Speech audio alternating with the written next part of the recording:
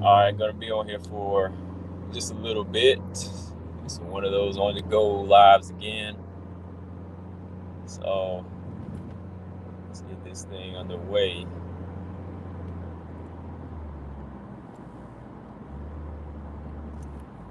Just got a little bit of time.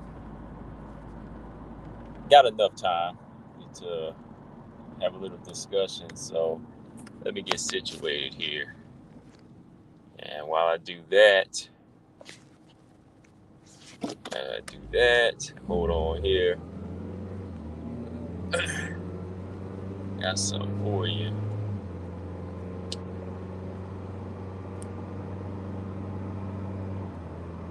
All right, give me 1 second.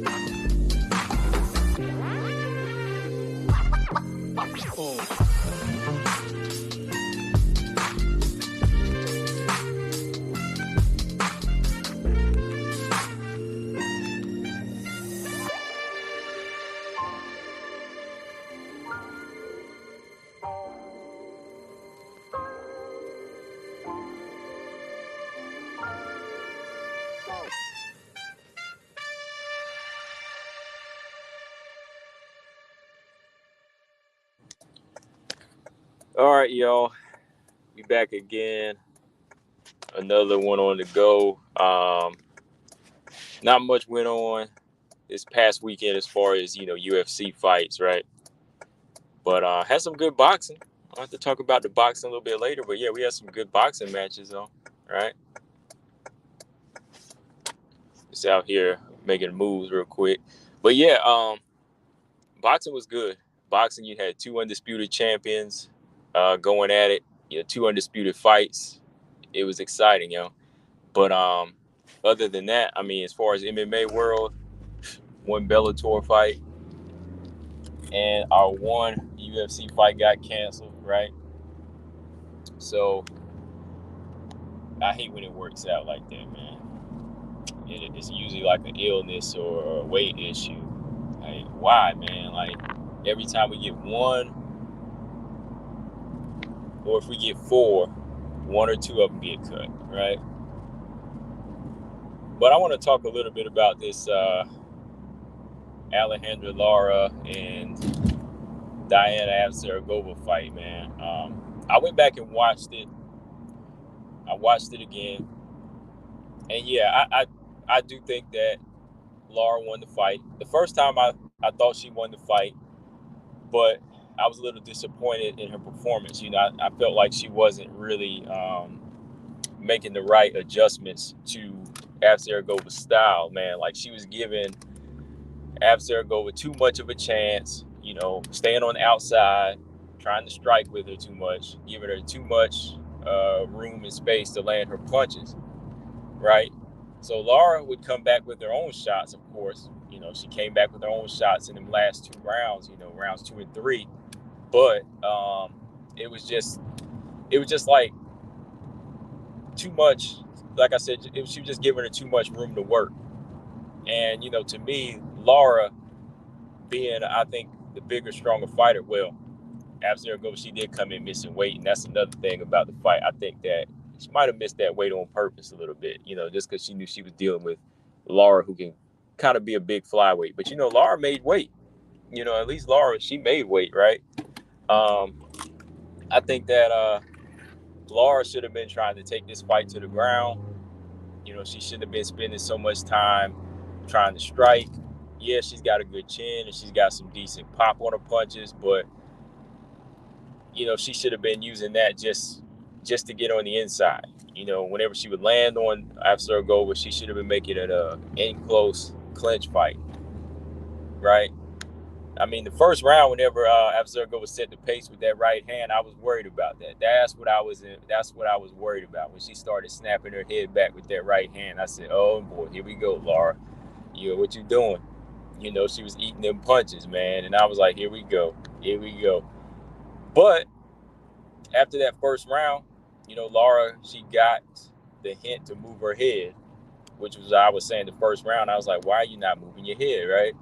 So finally, when she started moving her head a little bit, you know, she still got cracked a few times, but she started getting off her own punches and she started getting into her own rhythm and finding her own timing.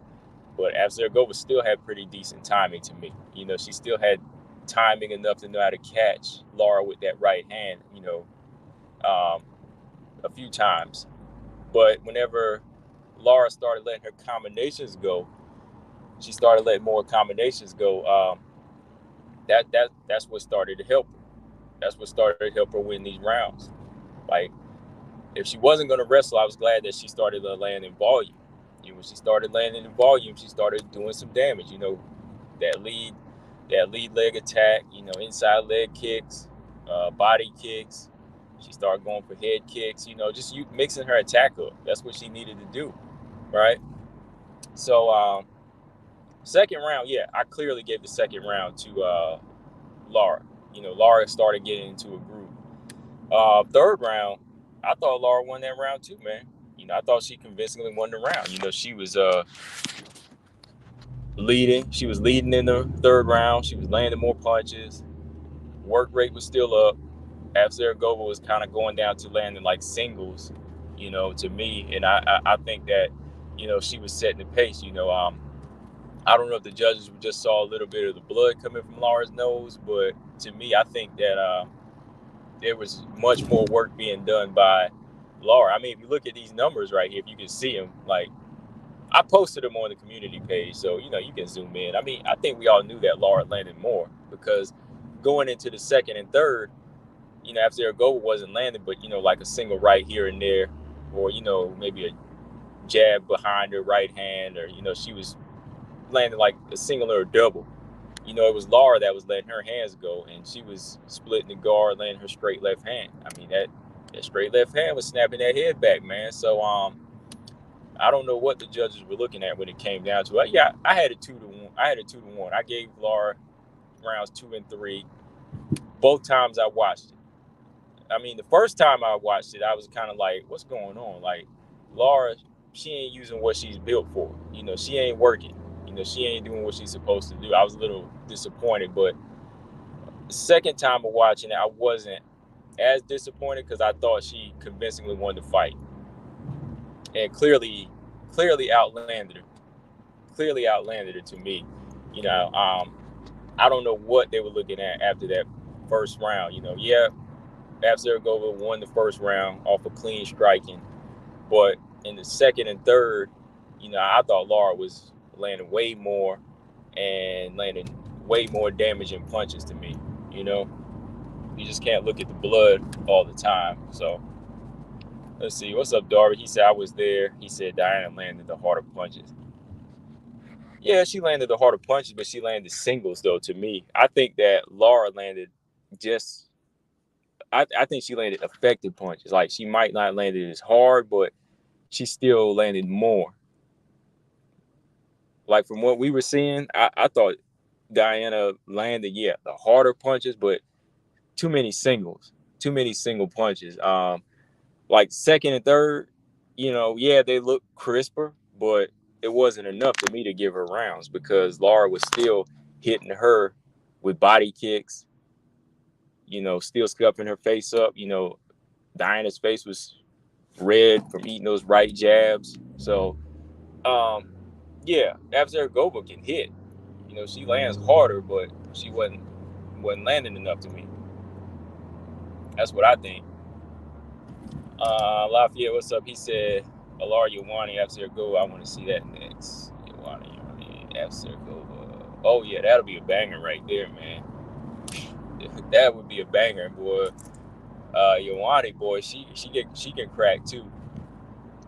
But you know what? I would have to favor Avsaragova in that fight, man, because sometimes Ioane she trades too much, and the power that Avsaragova packs, she might drop Ioane a few times. I know I've seen her hit a couple of times, so yeah, that would be interesting right there. I like to see that. That might be her next fight. That might actually be her next fight. Let's see, Darby. He said, "You're right. Most people in the crowd thought Lara won." Yeah, I thought she won. And who's the other commentator? Is it Big John or somebody? Big John McCarthy, somebody like that. I think he thought she won too. Kareem, what's going on? He said y'all ain't right. Wow, who did you think won the fight? 6, what's going on, man? Yeah, man, that Lara Ioane fight, that's probably going to be next for her because she's moving up the ladder. She's what, 6-0 now? I like what she's doing though, man. I mean, she's working. She's working on her timing and her angles and all of that. So I think Lara just sometimes, I don't know, man. She won't do the right. She won't do the right. She won't do the right thing in there, man. When it comes down to finding the easiest way for her to win, like I think she's a better grappler, so it should have been wise for her to say, okay, I got Ilima-Lei Macfarlane in my corner. She's giving me the right advice. Why am I not listening? Right? Ilima-Lei was like, hey, take your head off the line. Ilima-Lei's the wrestler in here. She's the one telling her, hey, take your head off the line. Once you get those strikes in, take your head off. Don't keep it straight up and down. And she was also telling her to take it to the cage. Take it to the cage. Don't give this girl room. So Ilima-Lei was watching the fight. She was telling her what to do. She was giving her good advice. So it should have just been on her to listen. But Lara was on her own thing. She wanted to brawl, and that's her problem sometimes, man. She likes to go in there and brawl too much. Yeah, I thought she won too, man. Tyler, what's up? He said, phenomenal show as always. I think Blanchfield will win by a second round submission. Dang. He said she gonna win by a second round submission. All right. Kareem in the building. Lafayette said, I had Lara winning 2 and 3. Yeah, I thought it was pretty clear. To me, I thought it was clear. I don't know what that other judge was looking at, though, or those other 2 judges. 29-28 for Lara was pretty clear to me. But we'll see now. This is like Alejandra Lara, her 3rd close fight.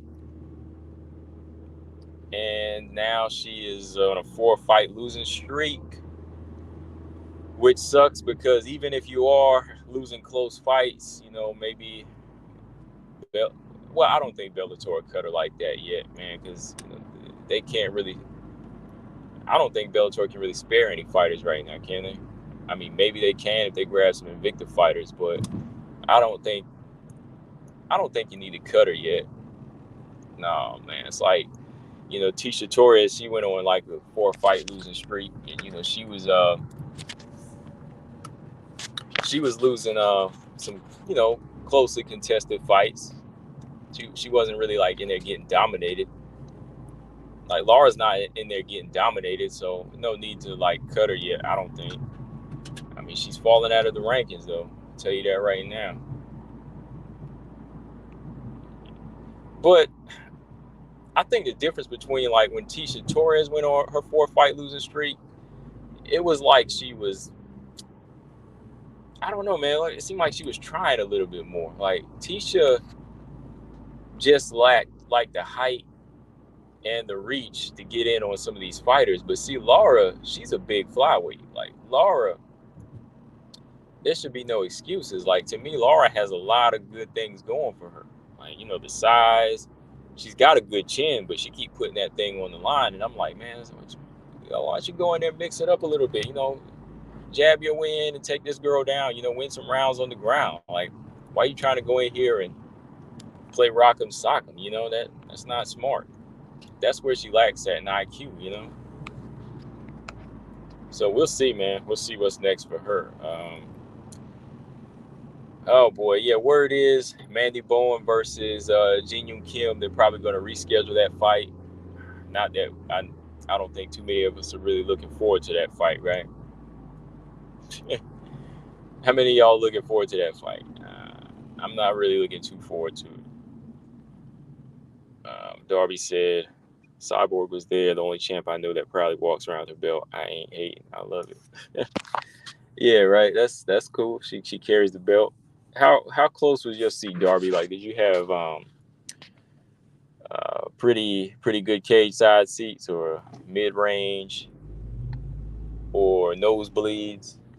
What did you have?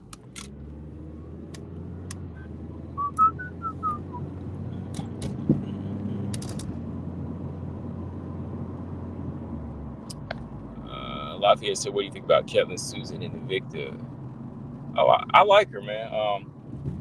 She actually looked kind of small for flyweight.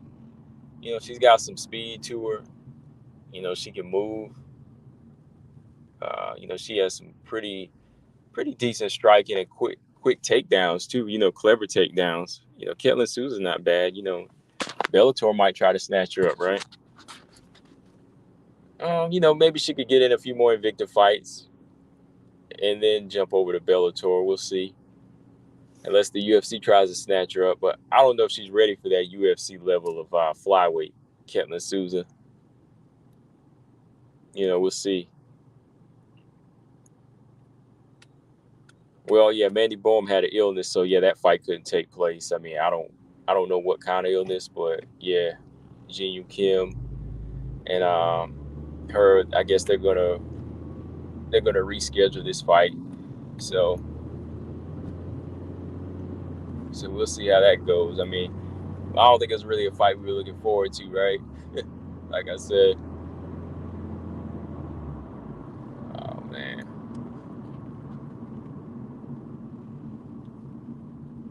But dang, man, why is it every time we got at least like one fight, it always happens that way, you know?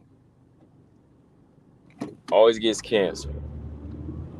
James, what's up? He said, you saw Serrano fight. These girls are throwing nonstop. Yeah, that was a good fight. Good fight. I mean, I thought Serrano could have boxed more. I thought Serrano could have boxed way more. But she stepped into a lot of the combinations of Cruz, man. Like, I thought Cruz was pretty, to me, predictable. You know, she was going upstairs, kept her head down, and she'd come up top with the right hand, and she would hit Serrano clean. And I was like, uh-oh. You know, Serrano, that first half, I think she was losing a few of the rounds, you know, back to back. You know, so to me, I was like, you know, she's got to start sticking that jab out. You know, Serrano has, to me, like I said, the reach, you know, but she wanted to throw a lot of hooks in there, throw a lot of power shots instead of, you know, trying to box. But it was a strategy because Cruz started to get winded. Cruz really started to look winded. I mean, she was gassed in the last part of the fight. I mean, I almost thought Serrano was about to stop her when she started, you know, hitting her clean and getting her to the ropes. So, yeah, it was a entertaining fight. A lot of blood, you know, blood from a headbutt, but, you know, still, like, that girl had to fight through something, you know, blood in the, you know, the lack of a, you know, towards the end of the fight, gas tank. So, yeah, it was good. Baumgartner fight was good too. What's her name? Mechalid. That was a good fight too, man. James said Yeah, they met in the middle and through no movement. Serrano started a bit more in the later rounds. The other girl was predictable, just throwing ducking her head for defense. That's about it. Right. Yeah, that's all I saw, man. Like, she just kept ducking low and throwing those wild winging shots. And Serrano hadn't figured it out yet, so she started to lose a few rounds. But yeah, in the later part of the fight, she started coming on stronger and landing crisper and cleaner.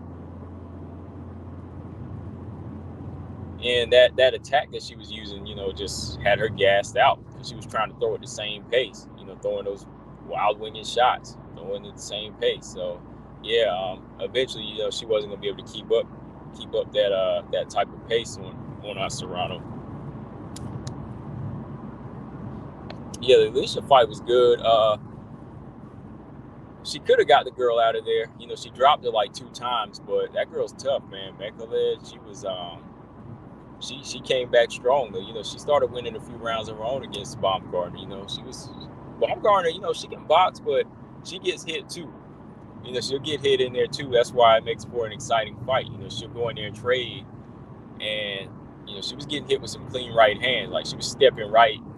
She was stepping into the right hand a lot in this fight. That's why I was like, uh-oh, this fight might change. But nah, man, like Alicia Baumgartner kept the pace up and couldn't get the stoppage, couldn't get the knockout, but she stayed ahead, landing the same deal. She stayed crisp in there.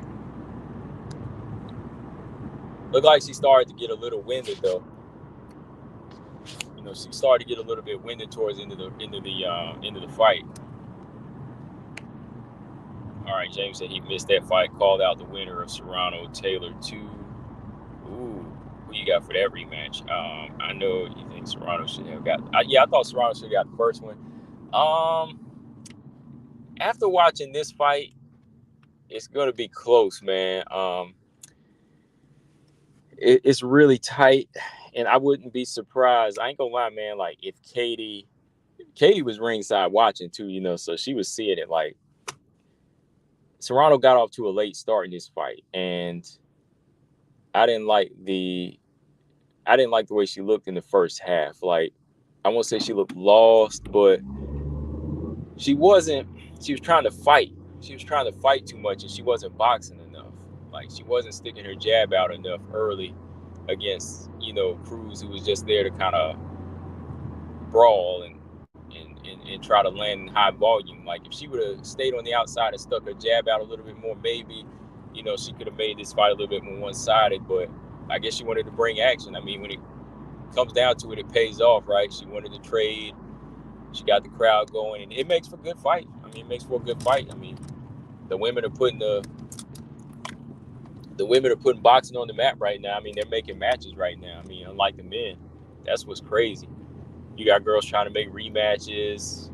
Girls trying to be undisputed with no BS. It's kind of making the men look bad right now, right? Hang on, y'all.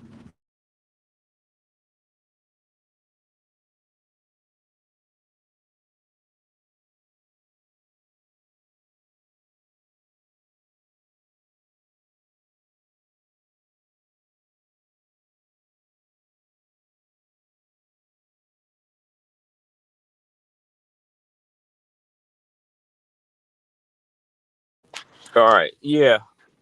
I don't know, man. I think the men are just making the better fights, right? I mean, the women are making the better fights in boxing right now. All right, make sure y'all hit that like button. All right, Darby said, I always sit in the first couple rows where the section rises. Okay. That way you're eye level with the cage. There's no bad seats in the forum. No, it's a great venue. Old home of the Lakers. Oh, okay, cool. I'll remember that. Try to get that eye level. James said, do you think Aaron Santos being 5 rounds favorite Santos? All right, yeah, let's talk a little bit about that. Yeah, I think Tyler Santos, Aaron Blanchfield. I think that 5 rounds favors Santos right now.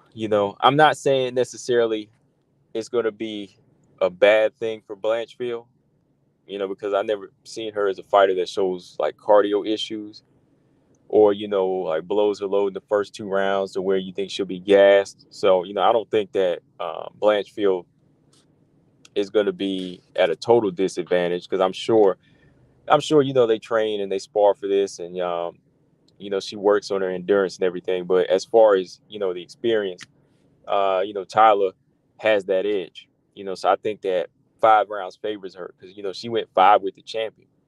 She went 5 with the broken orbital bone, right? 5,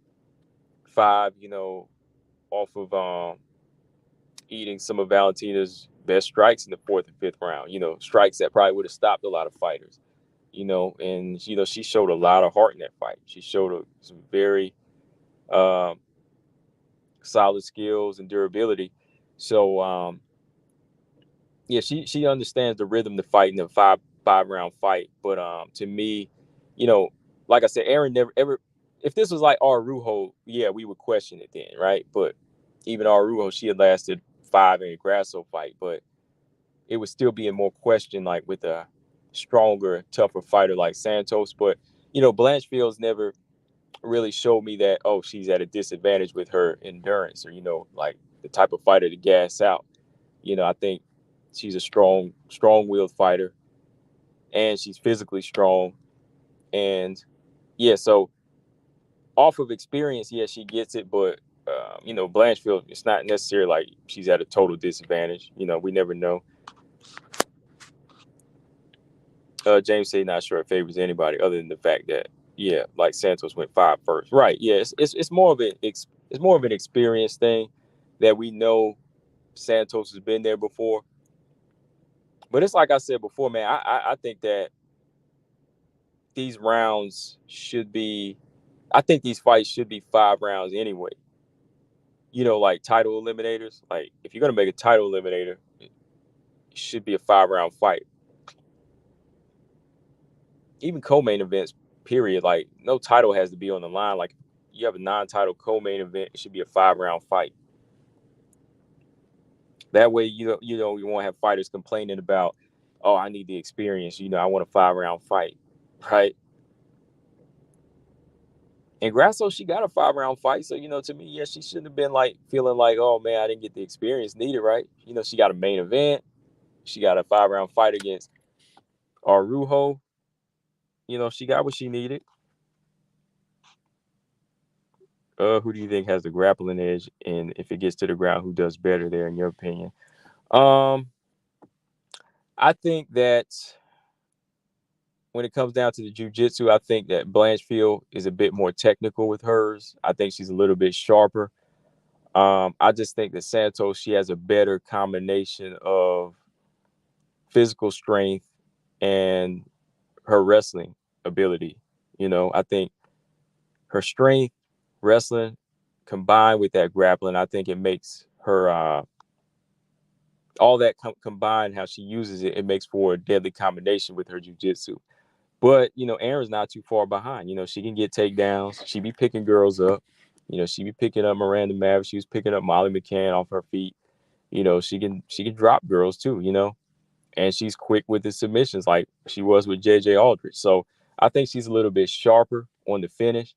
That's why she got a black belt at such an early age because, she knows, how to make quick moves in there. So I think if we're talking like pure jiu-jitsu, I think I'm going to say the technical side, I'm going to say Aaron.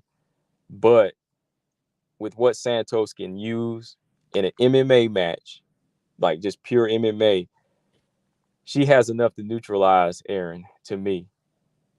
Like talking jiu-jitsu, that's Aaron to me. Yeah, technically that's her, but like MMA mixture, that's Santos.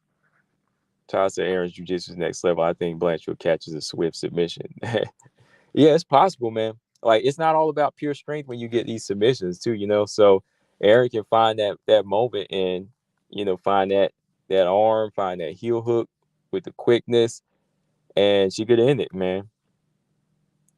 Might not be like even get to be in this ugly, gritty fight, but yeah, it could be something like that, man. Gabby said, I want Santos Blanchfield to go 5 rounds to see their full skill set, but I have a feeling it might end early. Oh, boy. Who do you, when you say end early, who do you think that favors? I think it favors, yeah, off experience, I just say Santos, but yeah, man, like both have the ability to, go in there and get a submission or finish, though. James said, is it possible that Santos takes her down and goes for ground and pound and underestimates Aaron's BJJ and gets submitted? Um, I don't think she'll underestimate her because she didn't even underestimate Jillian Robertson. Jillian may not be physically as strong as Aaron, but she didn't underestimate Jillian. I mean, there were some moments like Jillian tried to get an armbar on Tyler, but you see Tyler knew how to neutralize it. She put that knee on her face real quick. So Santos, maybe she's going to read that and maybe she'll try not to be as reckless. So yeah, I think she has that ability to neutralize, land some ground and pound, but it wouldn't be smart for her to just get reckless in Blanchfield's guard like that. Because I think, yeah, Blanchfield and them, they're preparing for this. Now, a striking battle, it's going to be interesting. I mean, I'm going to have to give Santos the edge there, in power and just technique. So combine that with Aaron's lack of defense. That's what's going to make the fight a little bit more in Santos's favor. Is the gap big on the feet in favor of Santos? Yeah, like I think it's bigger than it is on the ground. Like on the ground, it's a lot closer, but on the feet, I favor Santos. She does have the Muay Thai background, and she does have a number of finishes. Even out of the UFC, I still count. She has a lot of finishes out of the UFC on the feet. So to me, I think Santos has the. I give her the striking department. Nice body shots land. When she lets him go, good head kicks and stuff. And such. She knows how to mix it up. So yeah, I give her the edge when it comes down to the striking. I think the gap is a little bit bigger there. Dang, Lafayette said Santos subs are in 2 rounds. Dang, you think so? Are you real? Are you for real, man? The boss, what's up? I wonder if Blanchfield can take Santos down. On the other side, Santos should have no difficulty taking Blanchfield down, but I'm not sure if she can control her there. Yeah, when it comes down to takedowns, I think Santos is strong enough, but I don't know, man. I wouldn't be surprised with Blanchfield. Blanchfield might do a few little tricky things in there, catch her whenever she's throwing a kick and get a sub. Not get a sub, but get a takedown in that type of fashion. Think what's going on. The boss said Blanchfield's better, but better not strike too much. Santos striking isn't super technical, but she has good timing and power. Right. Yeah, I give her the edge in the not really the edge, but I give her the striking department all the way to me. She's going to have the reach. Not too big of an advantage in reach, I don't think, right? But still. Daniel, what's up? He says Santos hasn't been much of a finisher. Fight goes 5. Okay. James Perez said, can you see Santos wanting to keep it on the feet? Yeah. I can see her wanting to keep it on the feet because she might want to test out her striking in this fight, like I've been saying she needs to do. She's going to want to use her striking a little bit more to prepare for Valentina and work on, just some different, kick placement, punch placements, different things like that. And with Aaron being hittable, even in that JJ Aldrich fight, she's going to want to test that. She'll try to want to keep her on the edge of the end of the jab and end of her right hand because she's going to look at the jiu-jitsu as well. She's going to think of that because y'all remember the Mackenzie Dern and Verna Jandiroba fight? I know me and like some other people, we all thought it was going to be like a grappling tournament. We all thought that Dern and Jandiroba was going to take it to the ground and we was going to see who had the better jiu-jitsu, right? But no, that actually turned into a striking battle. So I think whenever two fighters respect each other's grappling so much, and they respect that jiu-jitsu so much, and they are not sure if they want to take it to that level, right? They'll cancel it out and they'll strike. Because yeah, Dern and y'all remember Dern and Jandaroba, like they didn't really stay on the ground too much. Everybody thought they were going to be on the ground, and I thought they were, and I was ready to see who had the best jiu-jitsu. I was like, we're gonna see who has the best, Dern or Jandaroba here. But no, man, they stuck it out on the feet in that fight. They stuck it out on the feet. Still think Verna won that fight, but you know. Dan Edwards said, "Oh yeah, he said the fight goes 5." Gabby said, if Santos or Blanchfield don't look good, and since Madone wants another fight before Val, who do you think they would give it to next? Do they force Madone to take the fight? Well, I don't think they would. You mean force Madone to take the title shot? It's possible, but if neither one of them looks good, they might wind up fighting Madone, because Madone says she wants to fight in July and August. Like maybe one more fight before the champion by the end of the year.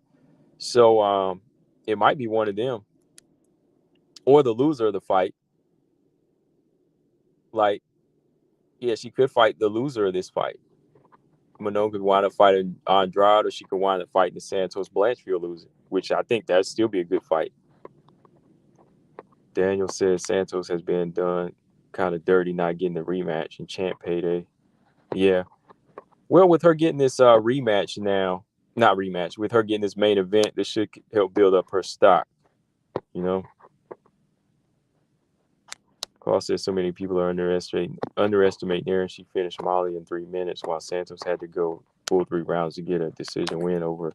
Yeah, I don't think to me, I'm not really basing it off of that. I don't think some people that really analyze it are basing it off that fight, because styles make fights, you know what I mean? Like with that situation, it's a little different. I think that, Santos, she didn't take a grappler's approach like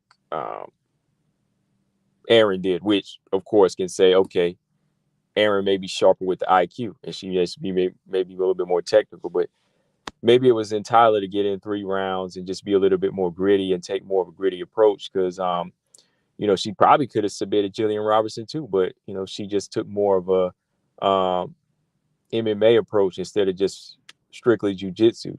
See, Aaron fought a smarter fight, I'll say that. So that kind of shows the IQ level, but that doesn't necessarily mean she's going to be better in this situation, to me. You know what I mean? Like her finish in Molly, yeah, just shows you that she's looking for a quick finish, and she wants to expose your weakness and use her strength to the best of her ability. Santos, yeah, you kind of play the gambler's role whenever you draw a fight out 3 rounds, but Santos had it in the bag, I think, at some point, and she was just getting that work in. Yeah, Daniel, that's what I was thinking too. Kobe versus Kamaru 1. There was no wrestling in that fight. These two just chose to throw down and strike, right? All right, a few more comments here, and I'm gonna get up out of here. I just wanted to jump on here for a few minutes. James Perez said, I think that Grasso, it's either Nunes or the winner of this fight. I see no other options. Yeah. I think Bullet might push for the trilogy after this fight. She already talked about it lately. Since Nunes is not fighting, it could work out around July or August. Yeah.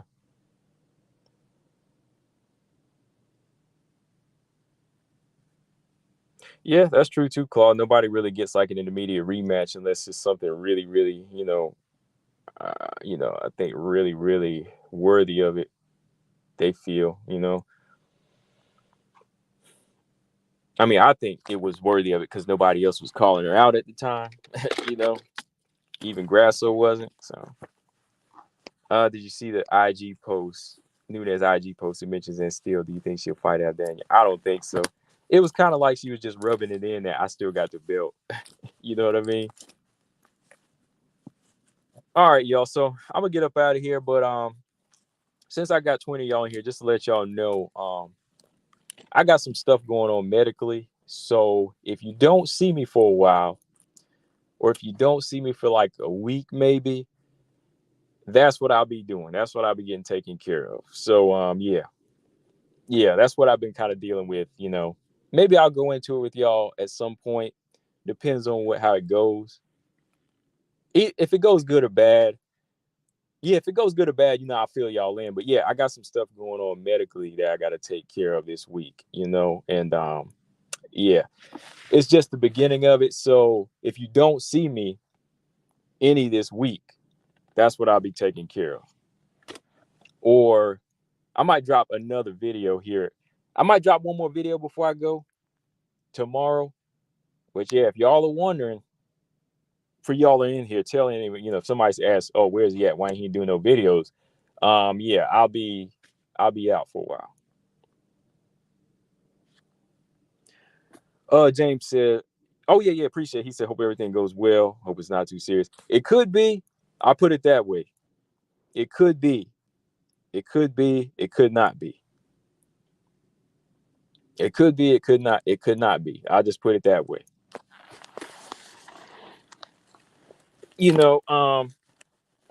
Yeah, I'll probably fill y'all in on it, because like I said, I come over here because it's like, if I do come back this week, though, it's like, because, yeah, it kind of relieves stress to, talk MMA and WMA and stuff like that. I like analyzing fights. So even if I'm like out of it, I might still jump on here,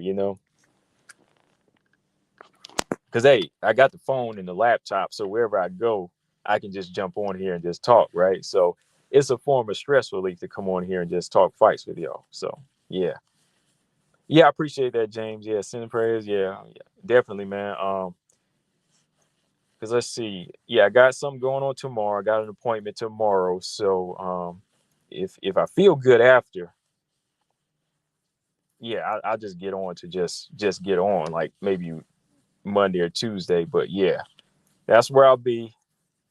So yeah, I was holding off on telling y'all that because I just wanted to see if I wanted to tell y'all that. But yeah, something medically going on. We'll see.